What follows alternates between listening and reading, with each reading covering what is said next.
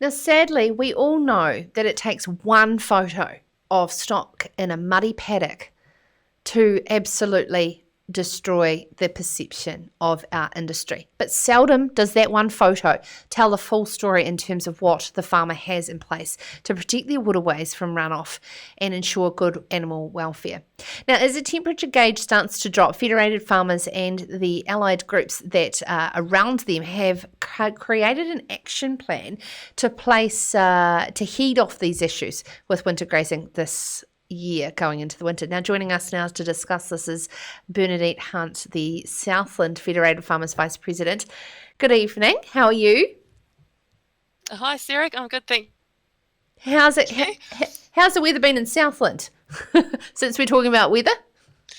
Actually, yeah, it's been absolutely amazing. We're blessed with a beautiful autumn, which we desperately needed actually after the spring and summer that we had. Oh, absolutely. Now, could you just outline for people that are new to the situation around why this particular winter will be different to most for Southland farmers? Yeah, so this season has thrown some huge challenges at Southland with a really difficult and wet spring that delayed the planting of lots of crops, and that was followed by a record-breaking flood in February, which decimated some of the crops that had got into the ground and took away some baleage and all sorts of stuff.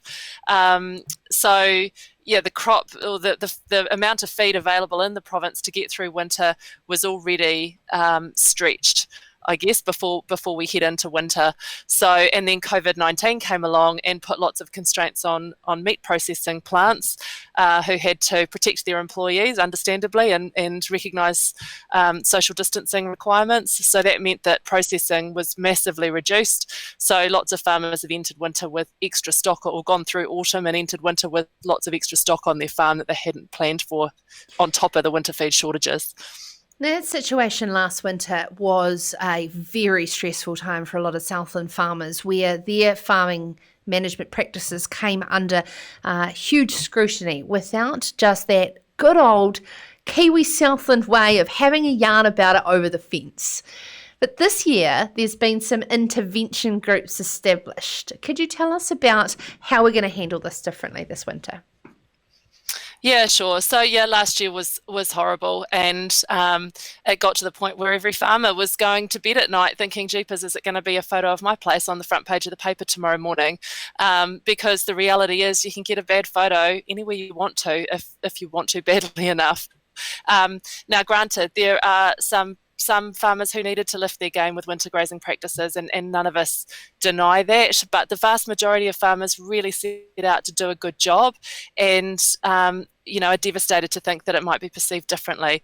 So what we've done this year is created a process that we hope will give people that have got concerns about anything they see with winter grazing an appropriate and constructive avenue to report those concerns, and industry will follow those up with the farmers involved, and have a look at what's going on, and where it's needed, offer some advice and help that farmer to get the right things in place to make sure that we don't have a repeat of some of the scenes that we saw last year. How close are you working with SPCA? The reason I say this is I actually talked to a young girl who worked for SPCA, and she said to me, thankfully I've actually grew up as a farmer's daughter that I can explain when the phone calls come in. But she said over winter, majority of them are people concerned about winter grazing. Yeah, that's interesting. So, in all honesty, I've had no contact with the SPCA at all. We deal with MPI regarding animal welfare. So that's kind of our go-to agency. So MPI have been involved. What happened as a result of last year is a national strategic winter grazing management group's been set up. It's headed by Federated Farmers Katie Milne, and there's a wide range of organisations on that group, including regional councils, MPI, Beef and Lamb, Dairy NZ, many others, all seeking to take a big picture view, I guess, of winter grazing, look at what we can address for this season, like this process, what we can do over the next few seasons, and what we need to look at long term. So yeah, that's where this has come from. Yeah, it seems like there is very much a two-pronged approach. I mean, the industry groups, obviously we talk a lot internally to ourselves within this industry, and for upping our game when it comes to winter grazing management is certainly necessary, but at the same time there's our outward focusing strategy to avoid negative publicity and working in with some of these groups to be able to have those conversations. I mean, it's one thing for compliance and there's other thing for perception.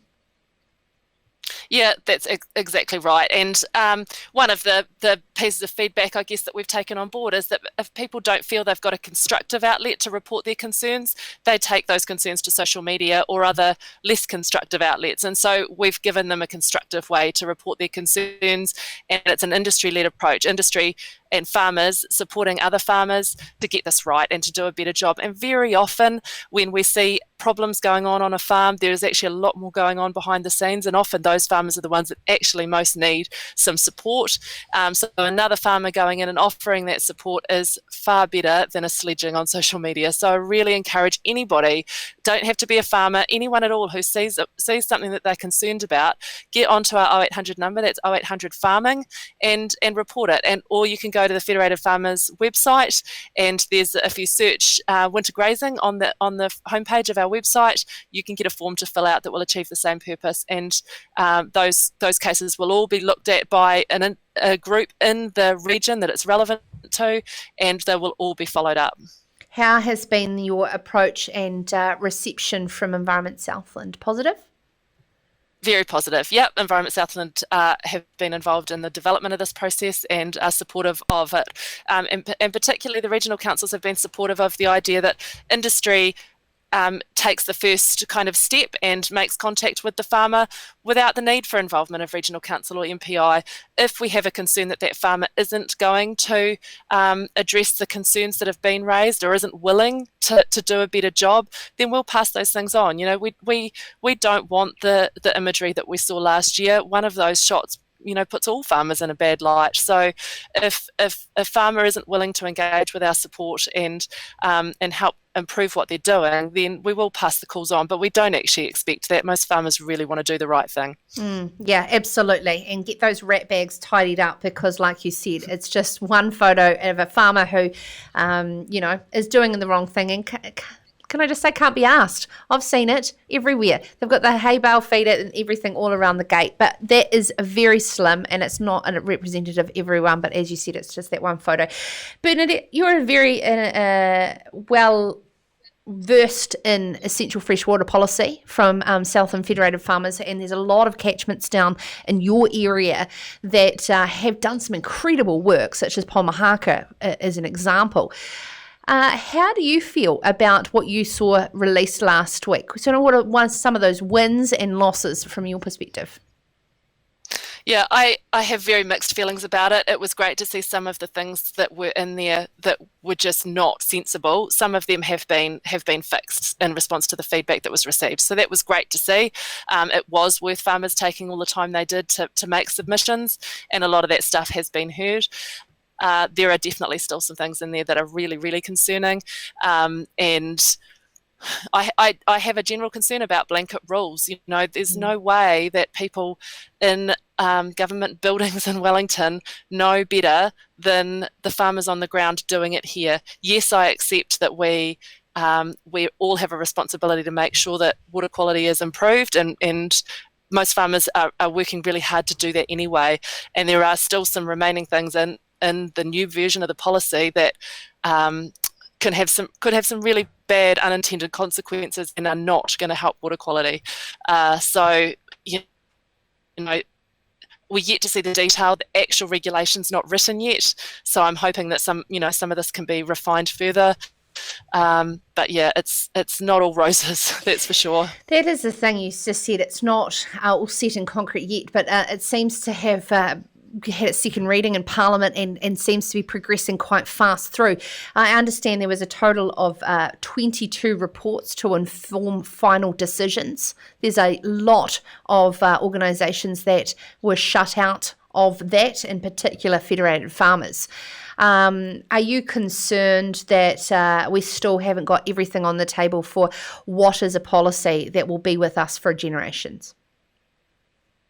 Yeah, very concerned. So, the devil's always in the detail with this kind of stuff. And, it's all very well producing nice documents that say what people in government think the rules should look like, but the actual rules are what get followed, and we're yet to see those. So,